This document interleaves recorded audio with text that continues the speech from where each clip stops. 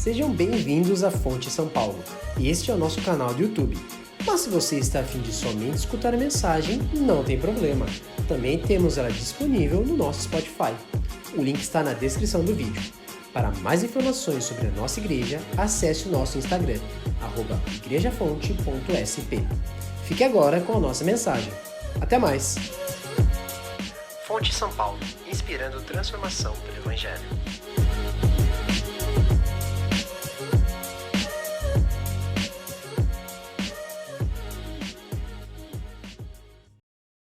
Sejam todos muito bem-vindos à Fonte São Paulo. Privilégio para nós receber todos vocês aqui. Para você que nos visita, e essa é a primeira vez que você nos visita ou nos assiste pela internet, nós estamos em uma série de mensagens que lida com o modo de pensar. Nós estamos voltando os nossos olhos para a carta do apóstolo Paulo em Romanos e nós estamos observando como é que ele nos ensina a desenvolver um modo de pensar, um mindset que seja genuinamente cristão. Nós não gostaríamos simplesmente de olhar para a fé cristã como algo que nós a conhecemos ou algo que nós ouvimos falar. Nós gostaríamos que a experiência do Evangelho fosse viva, eficiente e eficaz nas nossas vidas, de tal forma que fôssemos habilitados pelo Senhor para identificar diferentes tipos ou modos de pensar, ou mindset, como nós estamos usando aqui. Nós pudéssemos identificar aqueles que nós precisamos abandonar e aquele que nós precisamos adotar. E olhando para a carta de Paulo em Romanos capítulo 12, nós lemos o seguinte: Irmãos, eu rogo pelas misericórdias de Deus que vocês se ofereçam em sacrifício vivo, santo e agradável. Esse é o culto racional de vocês.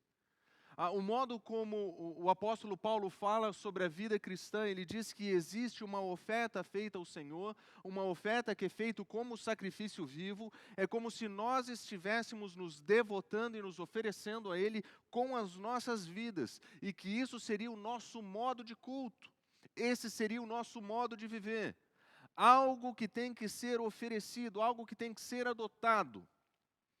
Mas o apóstolo Paulo também diz que nós devemos abandonar algumas coisas no versículo 2. Ele diz: não se amodem ao padrão desse mundo, mas transformem-se pela renovação da vossa mente.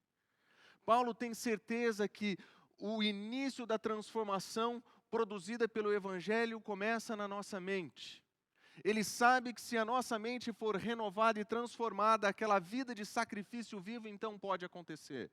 Ele sabe que o modo como nós pensamos determina o modo como nós vivemos e aquilo que nós fazemos. E porque ele sabe disso, ele diz que o ponto de partida desse processo de transformação tem a ver com não se amoldar com o padrão ou com a forma desse mundo.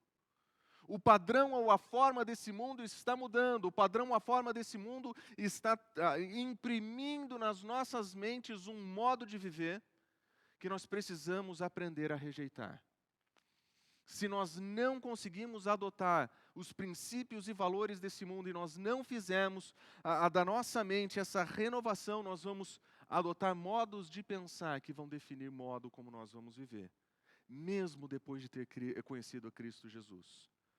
Para nós que conhecemos o Evangelho de Cristo Jesus, nós precisamos desenvolver um modo de pensar que represente o Evangelho de Cristo Jesus, para que a nossa ação, nosso comportamento, a nossa prática seja marcada pelos valores e princípios do Evangelho.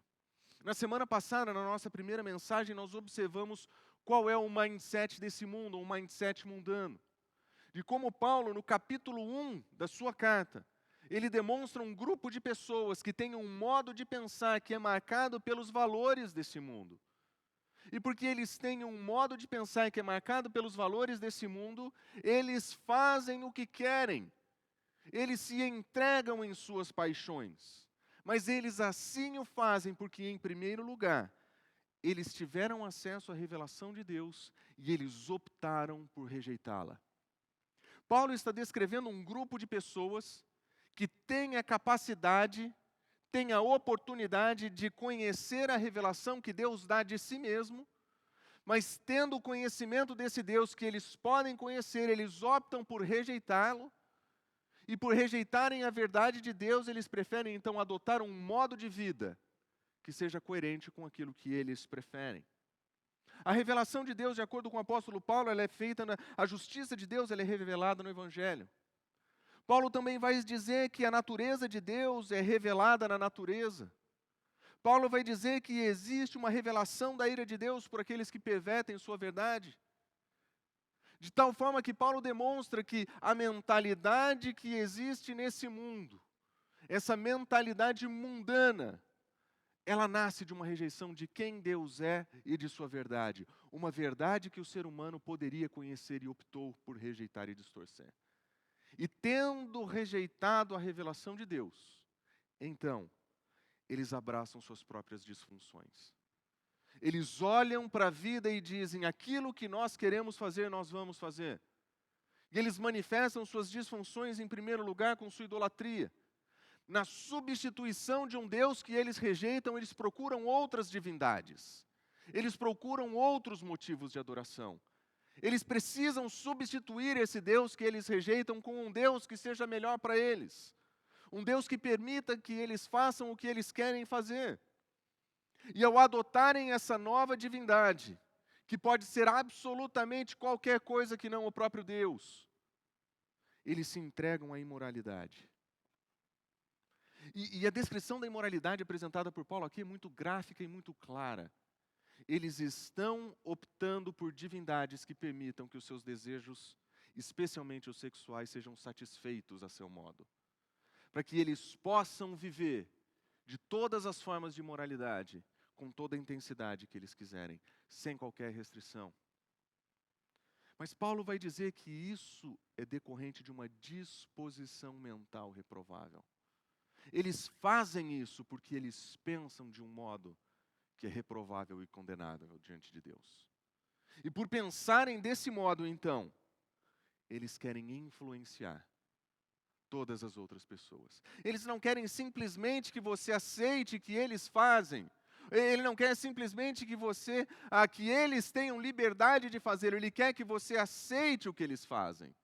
Existe uma influência acontecendo para que agora essa mentalidade não seja somente para justificar os seus atos, mas os dos outros.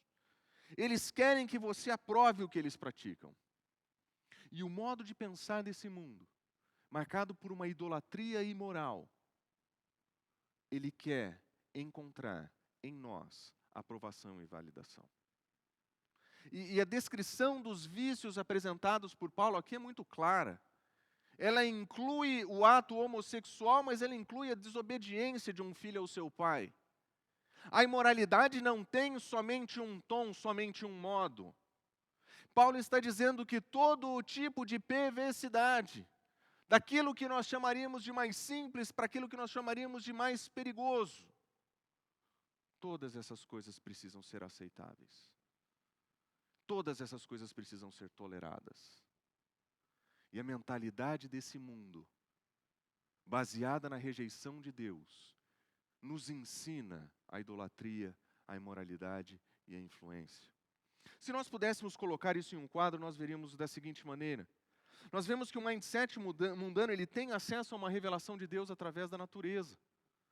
Ele tem uma resposta de rejeição a essa revelação de Deus. E ele tem uma disfunção completamente aceita. E o resultado é que eles são indesculpáveis. O resultado é que eles são profundamente indesculpáveis naquilo que eles fazem.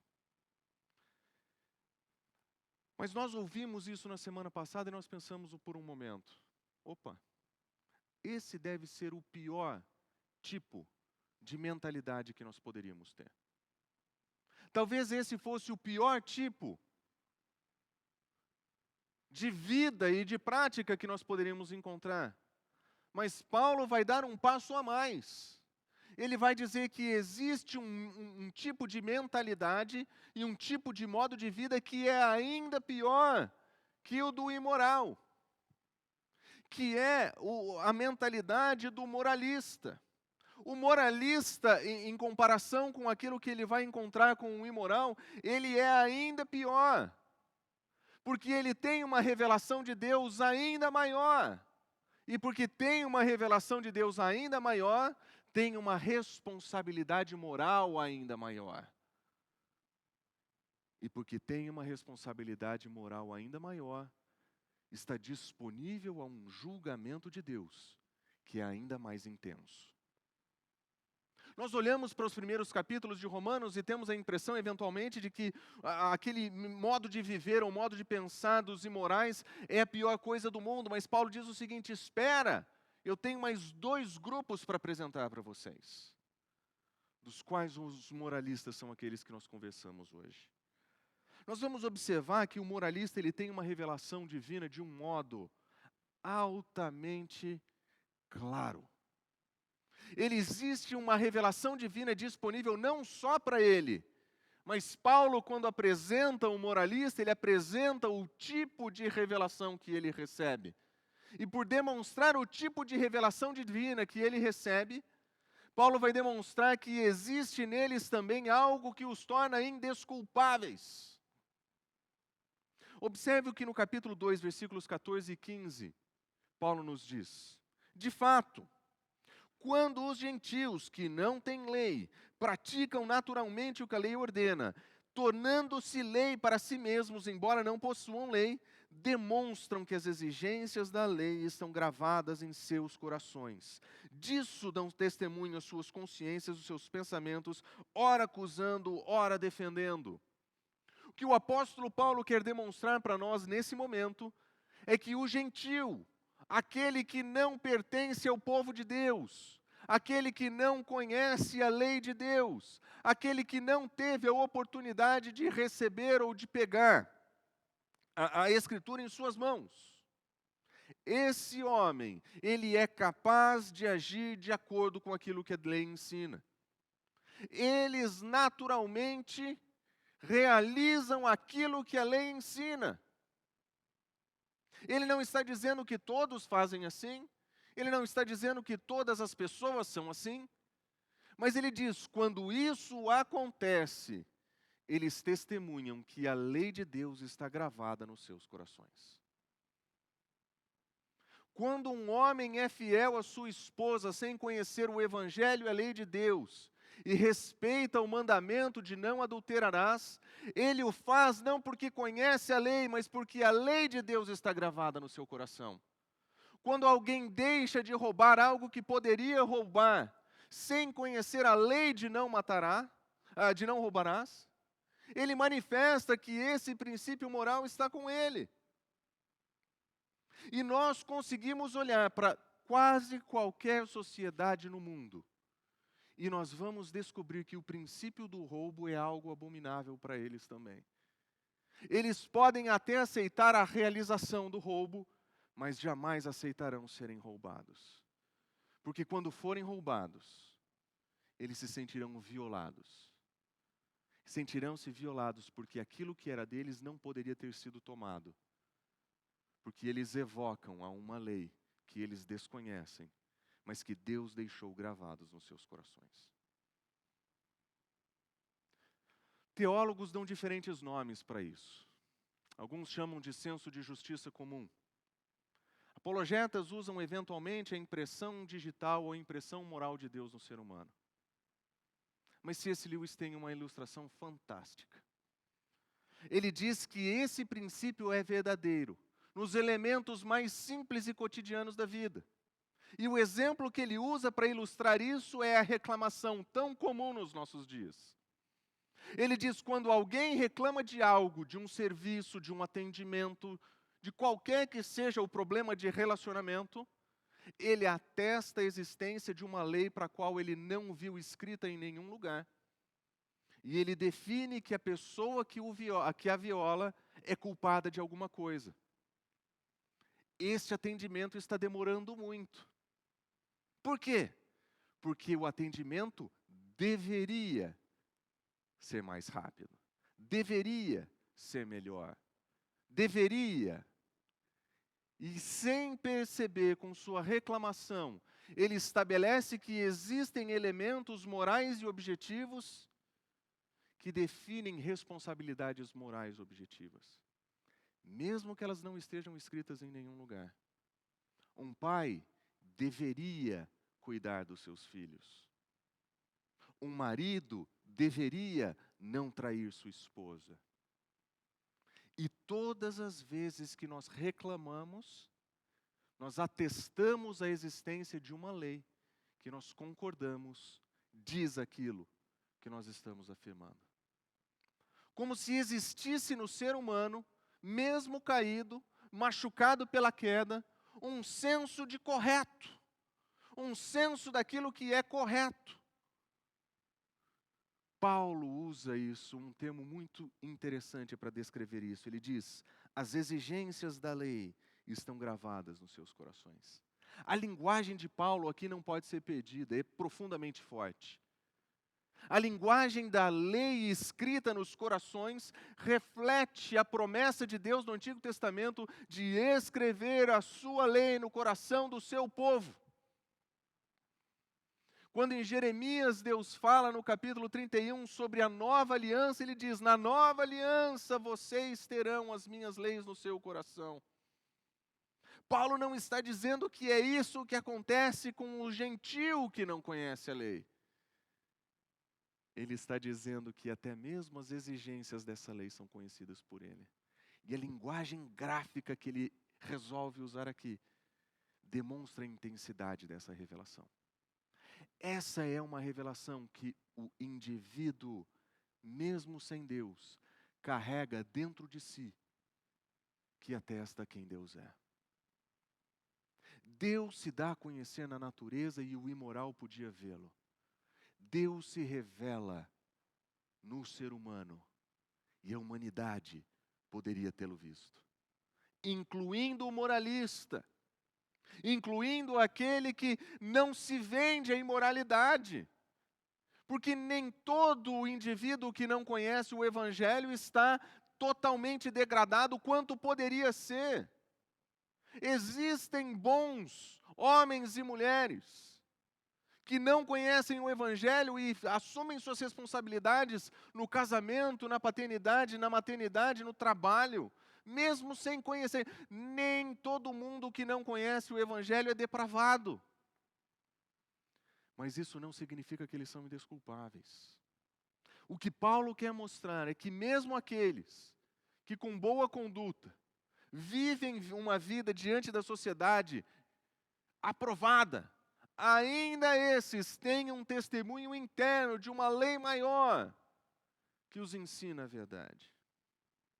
De tal forma que esse ser humano ele tem a capacidade de praticar naturalmente o que a lei ordena.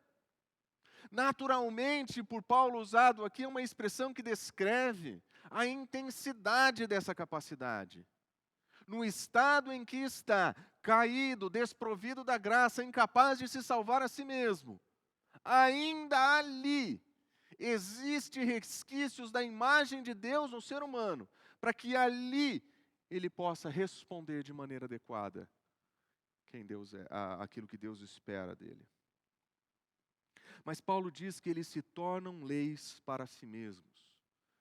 Eles se tornam um critério daquilo que é verdadeiro e correto. Quando Paulo diz que esse ser humano que recebe essa revelação, ele se torna o critério pelo qual eles serão julgados, Paulo está querendo dizer o seguinte: ainda que eles usem o próprio conceito de lei que eles acreditam ter, ainda assim eles seriam achados insuficientes. Ainda assim eles seriam achados faltosos. Porque quando eles servem de leis para eles mesmos, eles sabem que eventualmente eles violam os próprios princípios que eles defendem. Eles conseguem afirmar princípios verdadeiros, mas nem sempre eles conseguem viver de acordo com os princípios que eles afirmam. É por isso que Paulo fala que existe dentro do ser humano um conflito. Ele diz o seguinte: e disto dão testemunho a consciência e os pensamentos. Opa! Existe um modo de pensar que faz com que esse ser humano, que tenha a verdade de Deus à sua disposição, para que ele consiga com a sua consciência testemunhar essa verdade, mas eventualmente ele acusa a si mesmo, eventualmente ele defende a si mesmo. E esse processo interno acontecendo dentro da mente desse ser humano faz com que ele se encontre eventualmente aprovado ou desaprovado. Eventualmente ele se entende bem, eventualmente ele se entende fracassado. Mas o fato é, quando Deus deixou disponível uma revelação de si mesmo no ser humano na criação, ele deixou, a queda não maculou isso de tal forma que ele perdesse essa capacidade e fosse tão ruim ou vil quanto poderia ser. Mas isso não faz desses seres humanos indesculpáveis. Eles poderiam moralmente ser classificados em um grupo melhor que o anterior. Mas o que Paulo está dizendo é que, em função de uma revelação maior, eles têm uma responsabilidade maior. E me chama a atenção a quantidade de vezes que Paulo usa a palavra lei aqui. Eventualmente, as traduções bíblicas tentam colocar L maiúsculo e L minúsculo para tentar descrever qual é a referência à lei do Antigo Testamento e à lei que eles mesmos têm. Mas seja como for, o referente da boa prática, eles praticam naturalmente o que a lei ordena, sem sombra de dúvidas, é uma referência ao Antigo Testamento e à lei do Antigo Testamento. Se eles são lei com letra maiúscula ou minúscula para eles mesmos, é menos importante. Mas as implicações de se entender a revelação de Deus desse modo na humanidade é entender que Deus estabeleceu claramente os princípios da sua vontade. Porque não existe lei sem que exista um legislador. E se existe um legislador, a sua vontade e o seu caráter são expressos na sua lei. Pense nos desdobramentos disso em relação à ilustração do Lewis, em que as nossas reclamações atestam a uma lei, que atestam a um legislador, que clarifica a sua vontade e o seu caráter, porque como soberano que ele tem poder para definir. A revelação de Deus apresentada aqui é muito forte, ela é muito intensa, ela é muito clara, mas pode ser ambígua. Por quê? Porque as consciências e pensamentos dos seres humanos podem ser marcadas pela presença do pecado. Não à toa, Paulo diz em outros lugares que existem pessoas de consciências que são fracas ou corrompidas. Porque nós podemos fazer com que essa revelação de Deus seja maculada dentro de nós. Seja diminuída, distorcida e rejeitada. Mas ninguém pode dizer que não recebeu revelação de Deus. Mas sabendo disso, como é que Paulo descreve o moralista? Sabendo que existe uma revelação divina, que existem valores certos e errados, como é que o moralista se comporta nesse modo e como é que ele pensa? Qual é o seu modo de pensar? E Paulo descreve o seu modo de pensar ao descrever o julgamento que ele faz. O moralista se entende melhor que os outros, e por ser melhor que os outros na sua própria convicção, ele se coloca no lugar de Deus para dizer o que é certo e o que é errado. E ele está pronto para estabelecer julgamentos disso. Ele está pronto para julgar. Observe o que Romanos capítulo 2, versículo 1 diz. Portanto, você que julga os outros é indesculpável, pois você está condenando a si mesmo naquilo que julga, visto que o que você julga e pratica as mesmas coisas. O que Paulo está dizendo é que o moralista, ele tem um defeito essencial. Ao se entender melhor que os outros e pronunciar o seu julgamento para outras pessoas, ele os condena, porque publicamente a sua figura é conhecida, porque publicamente a sua figura é ilibada, porque publicamente ele é um homem, uma mulher de virtudes. Mas isso não é tudo o que o moralista é. Porque o moralista é capaz de condenar em público e realizar em secreto. Ele é capaz de fazer as mesmas coisas que ele condena. E observe que Paulo diz isso 2 vezes, versículo 3. Ele diz o seguinte: quando você, um simples homem, julga, mas pratica as mesmas coisas. Você estabelece julgamentos porque você diz conhecer o certo do errado. Você consegue estabelecer a diferença entre o moral e o imoral, o certo e o errado, o bom e o ruim. E você condena quem escolhe o errado publicamente. Mas internamente, ou secretamente, você é exatamente aquilo que você condena e aquilo que você critica. O moralista é pior que o imoral, porque ele conhece a diferença do certo e do errado, e ele condena o errado, só que ele prefere aquilo para ele mesmo, de uma maneira secreta e escondida. Ele quer realizar as mesmas coisas, mas a sua presença, mas a sua vida pública não permite que ele seja o imoral que ele deseja ser. Quando eu li esse texto, eu me lembrei de um evento muito interessante relacionado a esse cientista, Richard Dawkins. Richard Dawkins é alguém que você conhece como alguém que se levanta contra todo tipo de religião. O seu discurso é contrário à religião. Leandro Carnal define como o pior tipo de ateu, que tira da religião o que ela tem de pior, o seu fundamentalismo, e transforma o ateísmo em uma forma de ataque à religião. Richard Dawkins, alguns anos atrás, publicou seu livro de memórias. Ele escreveu a sua história.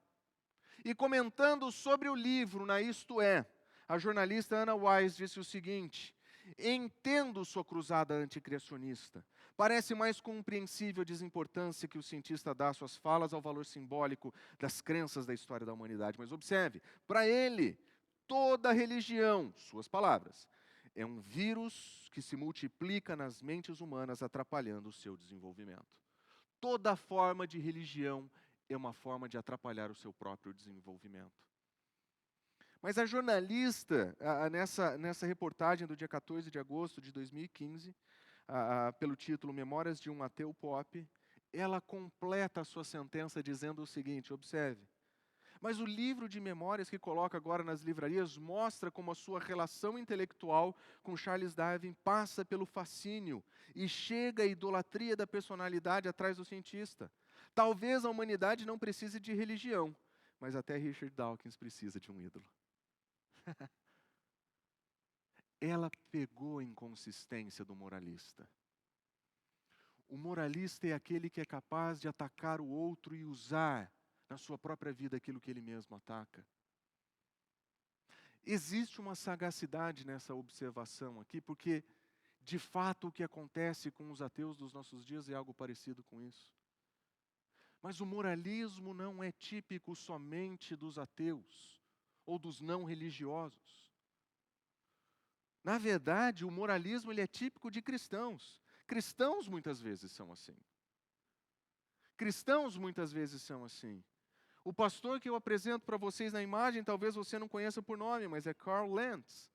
Ele foi o pastor responsável, que durante muitos anos dirigiu a igreja da Hillsong em Nova York. Um homem de profunda influência. Celebridades iam para a sua igreja. Chegou a receber Justin Bieber na sua igreja, entre outros.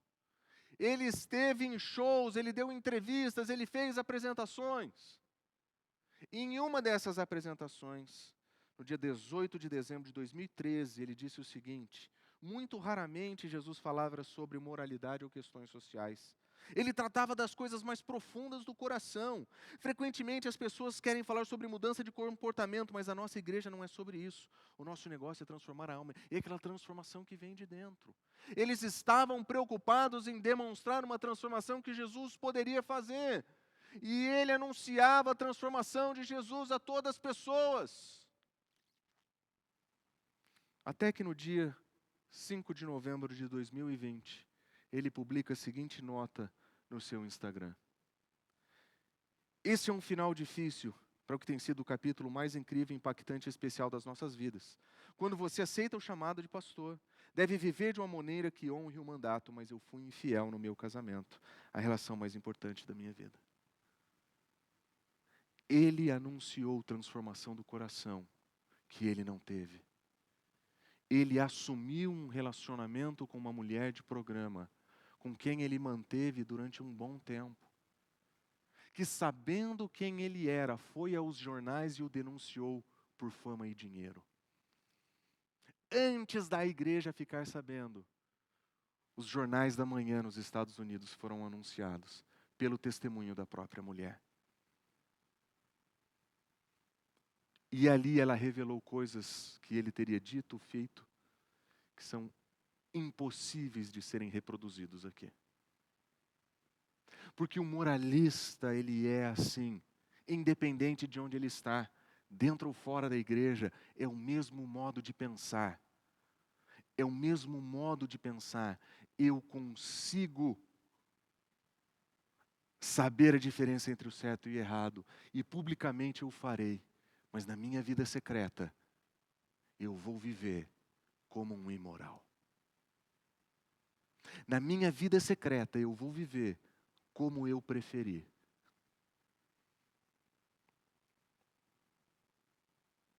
Essa é a cultura do cancelamento dos nossos dias. Todo mundo tem autoridade moral sobre qualquer celebridade ou político que cometa um erro.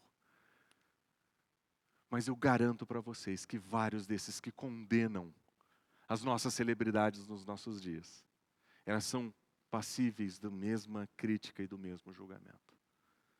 Porque o moralismo é isso. Ele oferece, ele vende algo que ele mesmo não tem. E ele serve para qualquer tipo de inimizade contra Deus. Quando Paulo descreve a sua lista de vícios, ele não simplesmente usa aqueles de ordem sexual ou imoral. Ele diz o seguinte: injustiça, maldade, ganância, depravação, inveja, homicídio, rivalidade, engano, malícia, bisbilhoteiros, caluniadores, inimigos de Deus, insolentes, arrogantes, presunçosos, inventam maneiras de praticar o mal, desobedecem seus pais, são insensatos, desleais, não têm amor para a família e são implacáveis. No seu julgamento, eles são implacáveis. Todos esses pecados descritos aqui, na mão de um moralista, eles servem como condenação de alguém. Exceto que ele vai, em algum momento, preferir isso aqui. Mas como o moralista tem acesso a uma revelação que é ainda maior, existe ainda maior uma exigência sobre ele. E é por isso que Paulo vai lembrar que o moralista que julga as pessoas e que condena as suas práticas, mas vive de uma maneira equivocada, que ele vai ser levado diante do juízo de Deus. E para o moralista, Paulo vai dizer o seguinte: você se colocou no meu lugar, deixa eu colocar você no seu lugar. Você vai ser julgado agora. Se você acha que é isso que você veio aqui para fazer, você vai ser julgado. E o juízo divino, ele é justo. No versículo 6, Paulo diz: Deus retribuirá a cada um conforme o seu procedimento. Deus não vai fazer um julgamento que seria injusto. Conhecimento eles têm, revelação eles têm. O que eles não têm é comportamento. A prática não condiz com a ideia. O moralista tem isso dividido na sua vida. O juízo justo de Deus, ele diz o seguinte: dará a vida eterna aos que persistirem em fazer o bem, buscam glória, honra e imortalidade, glória, honra e paz para todo que pratica o bem, seja ele judeu, seja ele grego, não importa quem é para Paulo, a nacionalidade não importa se ele é imoral ou não se importa se ele foi imoral ou não. O que importa é que aqueles que conhecem o Evangelho de Cristo Jesus recebem vida eterna.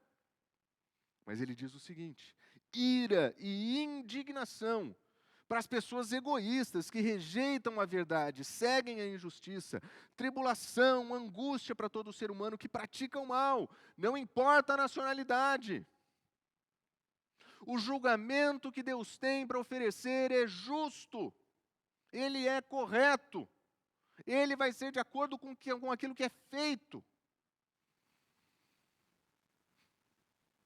Porque o moralista, ele é capaz de julgar o outro pelo que ele faz. Mas ele tem que ser lembrado que ele será julgado por aquilo que ele fez. Deus conhece os nossos erros. Deus conhece a nossa hipocrisia. Deus conhece os nossos pecados escondidos. E o moralista precisa lembrar disso. O moralista precisa lembrar disso. Que embora ele se sinta no lugar de Deus para exercer juízo, é Deus quem o julgará. E o julgará com justiça. E mais, no versículo 11, Paulo diz: não há parcialidade com Deus. O juízo de Deus é imparcial, não é somente justo. Ele é imparcial, não tem preferências. A balança do juízo divino não está mexida. Ela é de fato imparcial. Observe o que ele diz no versículo 12: aquele que pecar sem lei vai morrer, e todo que pecar sob a lei, pela lei será julgado. O que ele quer dizer é que se aqui nos nossos dias, aqueles que não tiveram a oportunidade de conhecer a lei de Deus, eles não serão julgados pelos valores dela. Se eles pecaram sem o conhecimento da revelação escrita de Deus na sua lei, eles não serão condenados por ela. Eles serão condenados por aquilo que eles conheciam de Deus, porque Deus gravou no seu coração os valores dessa lei. Mas o moralista que conhece a lei, ele será julgado pela lei. O indivíduo que conhece a lei terá a revelação de Deus contra ele no dia do juízo final. Paulo está lembrando que o juízo de Deus é imparcial. Ele não vai cobrar de quem não conhece o Evangelho as estipulações do Evangelho. Ele não vai cobrar de quem não conhece a lei e os princípios morais da lei. Ele vai cobrar aquilo que eles têm revelado na natureza em eles mesmos. Deus é imparcial e Ele é justo. Ele diz: não são os que ouvem a lei que são justos, mas os que obedecem é que serão declarados justos. Paulo está dizendo para aqueles que conhecem a lei, é a obediência que conta, não é o discurso. Dizer certo e errado, bom e ruim, e viver uma vida de qualquer modo, como um moralista faria, isso não tem valor. Conhecer a lei significa obedecer à lei. Conhecer o Evangelho significa levar uma vida de acordo com Cristo Jesus. Observe, de fato, quando os gentios que não têm lei, e eles praticam naturalmente a lei, o que a lei ordena, eles se tornam leis para si mesmos, embora não possuam lei, pois demonstram as exigências gravadas nos seus corações, disso dão testemunho, suas consciências e pensamentos, acusando e defendendo. Paulo faz um movimento brilhante aqui. Ele mostra para aquele que conhece a verdade a ideia de um juízo futuro. Mas ele coloca no coração do moralista um tribunal de Deus. E dentro do coração dele, dentro da sua própria vida, existe um processo jurídico acontecendo. Existem evidências de uma lei que está sendo fraudada ou não. Existem testemunhos que são dados pelas testemunhas presentes. No caso, a consciência e os pensamentos. E existe acusação e defesa. Porque dentro do ser humano existe um tribunal divino, no qual Deus, com sua lei conhecida por eles, impera e governa ali.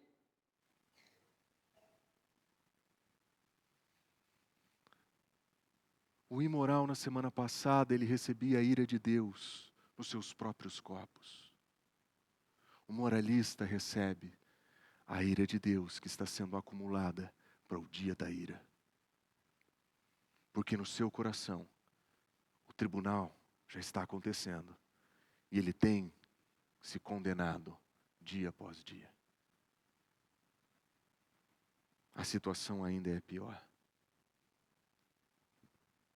Isso acontecerá no dia em que Deus julgará os segredos dos homens, mediante Cristo Jesus. Um dia nós vamos prestar contas diante de Deus.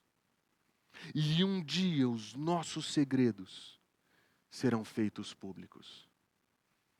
Um dia aquilo que nós escondemos das pessoas será feito visível. Eu lembro que quando criança eu morria de medo disso aqui. Na minha mente infantil, eu imaginava acontecendo do seguinte modo: em um grande teatro, onde todos os justos de todas as eras e de todos os lugares estivessem reunidos, em um momento eu escutaria: Marcelo Berti. Ia ter que levantar a mão, aproxima. E ali, Deus ia mostrar em um telão todas as minhas jacadas. E eu morria de medo que eu ia ter que contar para minha mãe as coisas que eu tinha feito. Porque como filhos, nós fazemos muitas coisas escondidas dos nossos pais. Mas a linguagem de Paulo aqui é que como seres humanos nós fazemos muitas coisas escondidas dos outros. E que a nossa vida dupla, eventualmente, vai ser revelada. Aquilo que nós fizemos em segredo vai ser publicado. Eu não sei como Deus vai fazer isso. Eu não sei se Ele vai fazer isso individualmente. Não sei se Ele vai me chamar para um grande anfiteatro. Não sei se vai ter tempo no cinema divino para passar tudo que eu fiz de errado. Mas uma coisa eu sei. Um dia eu vou prestar contas daquilo que eu fiz e vocês não viram. Esse é o grande problema do moralista. Porque ele passou sua vida como juiz, levando uma vida dupla. Mas o dia que ele encontrar o juízo divino, então ele vai conhecer a verdade a seu respeito. A revelação que ele rejeitou e os pecados que ele escolheu guardar. Mas o juízo divino, de acordo com Paulo, é inevitável. Nós sabemos que o juízo de Deus é contra os que praticam tais coisas e que esse julgamento ele é conforme a verdade. Nós sabemos disso. Nós temos esse conhecimento. Mas ele diz, e quando julga, mas pratica, você pensa que vai escapar do juízo de Deus. O juízo de Deus vai ser inevitável para você.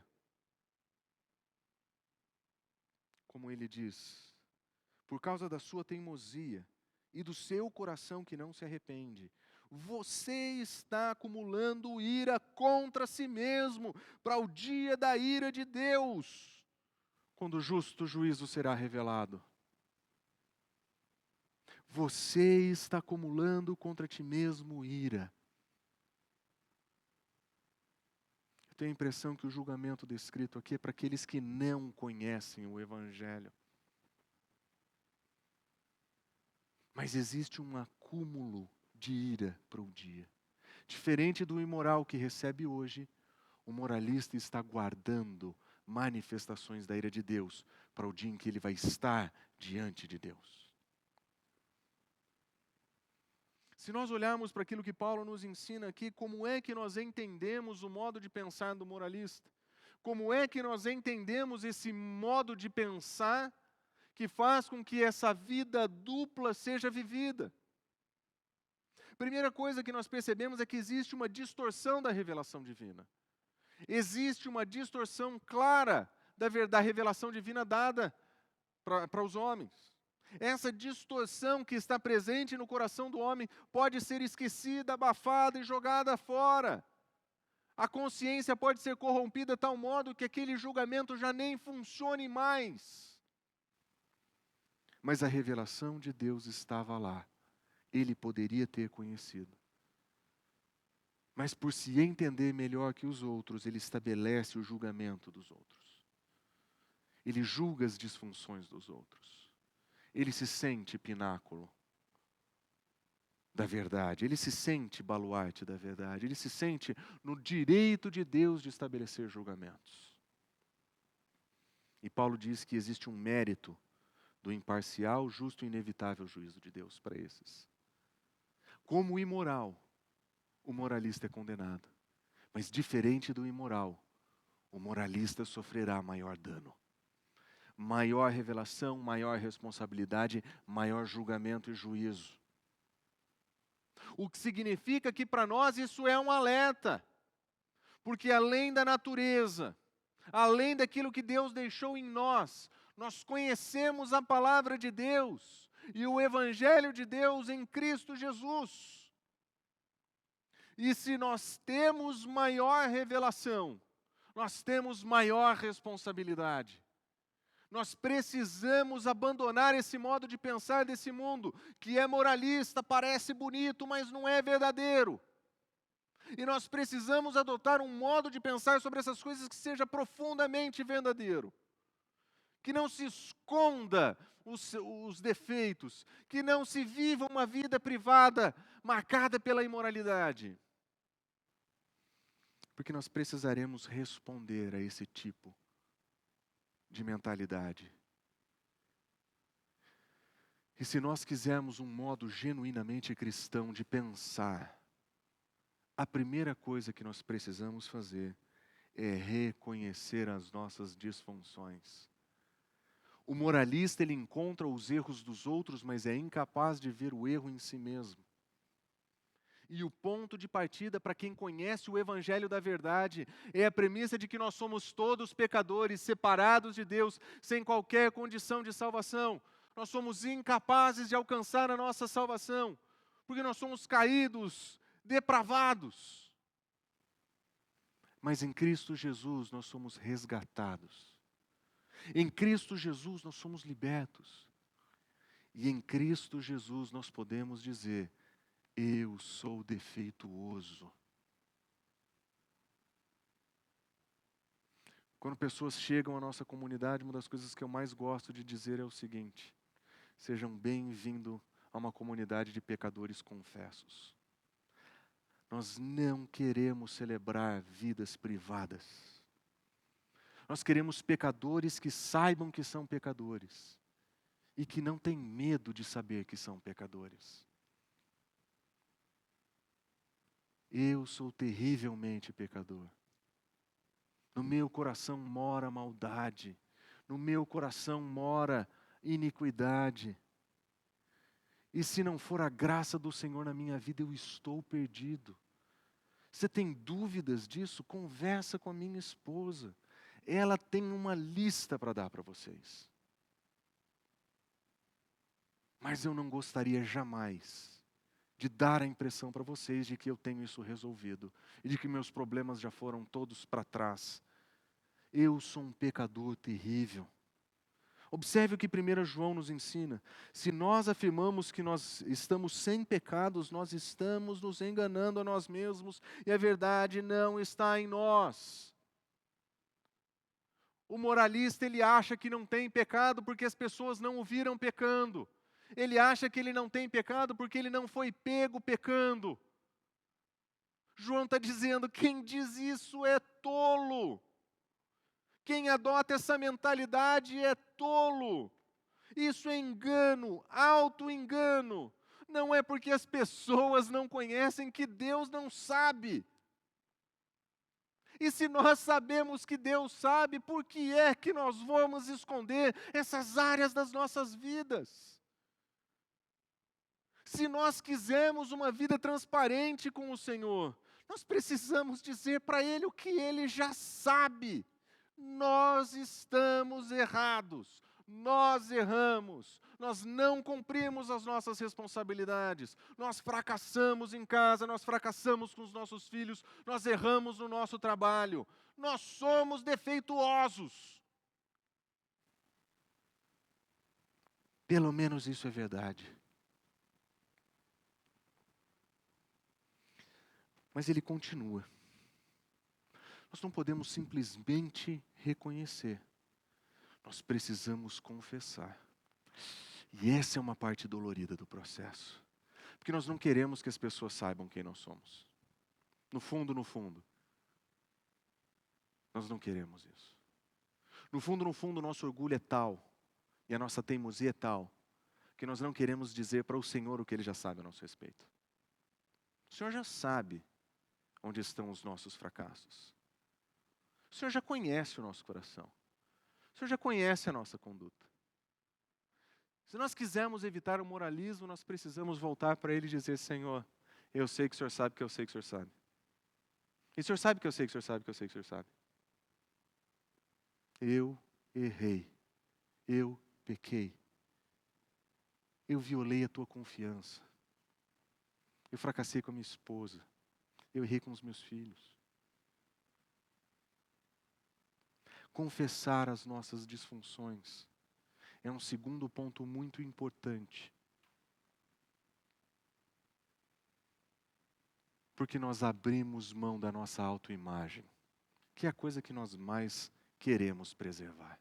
Nós queremos que as pessoas nos vejam bem, bons, repletos, cheios, vivos, plenos.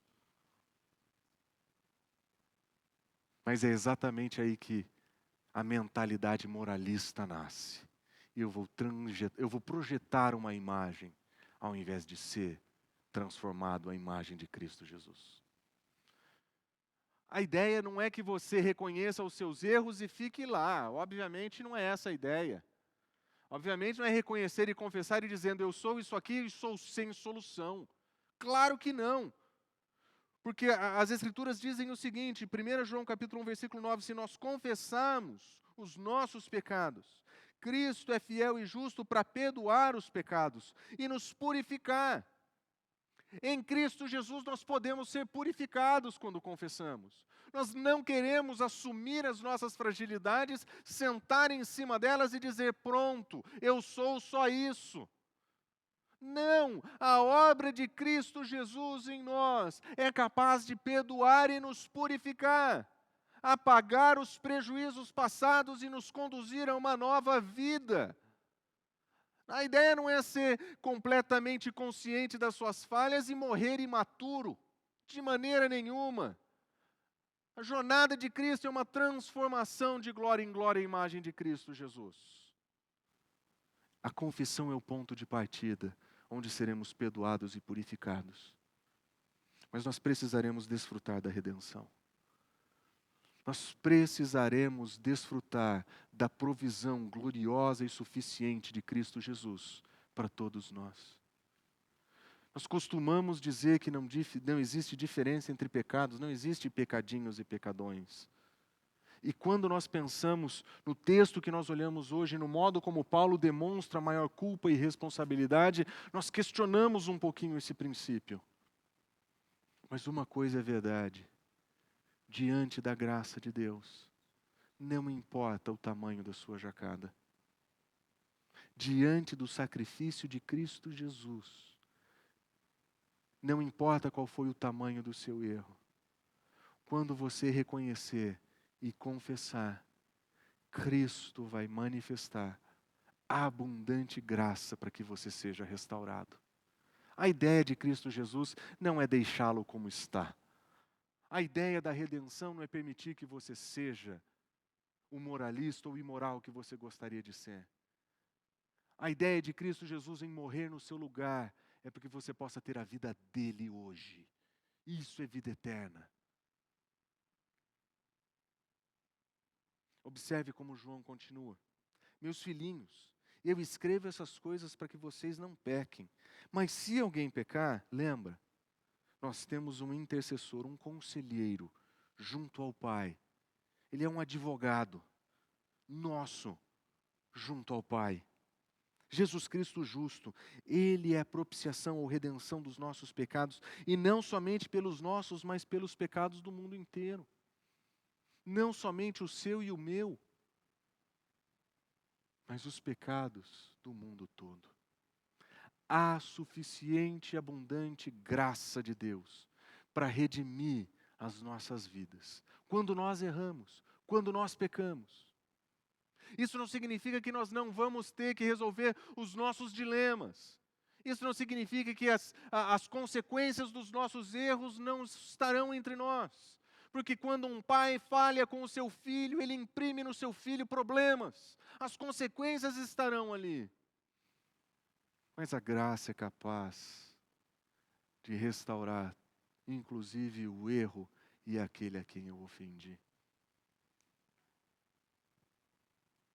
Se nós quisermos ter uma mentalidade que seja genuinamente cristã, nós precisaremos abandonar o modo de pensar desse mundo e o modo de pensar moralista. Nós não queremos viver vidas duplas. Nós queremos reconhecer que nós somos pecadores. Nós queremos confessar os nossos pecados. Nós queremos desfrutar essa graça, porque queremos ser transformados em Cristo Jesus. Vida cristã não é vida dupla. Vida cristã é vida com Cristo, nos moldes de Cristo, na presença de Cristo, por bem do reino, para a expansão do Evangelho. Nós não podemos permitir que essa mentalidade moralista que não pertence ao Evangelho encontre morada no nosso coração, porque se encontrar morada no nosso coração, nós vamos viver vidas secretas de pecado. Nós vamos abandonar a verdade do Evangelho com a nossa prática de vida. E nós vamos demonstrar para o mundo que a verdade do Evangelho é mentira para nós. Não permita que esse modelo de pensar encontre morada no teu coração. Nós precisamos de um modo de pensar genuinamente cristão. Reconhecendo os nossos pecados, confessando os nossos pecados e vivendo a graça hoje, com a ajuda de Deus. Vamos orar. Fonte São Paulo, inspirando transformação pelo Evangelho.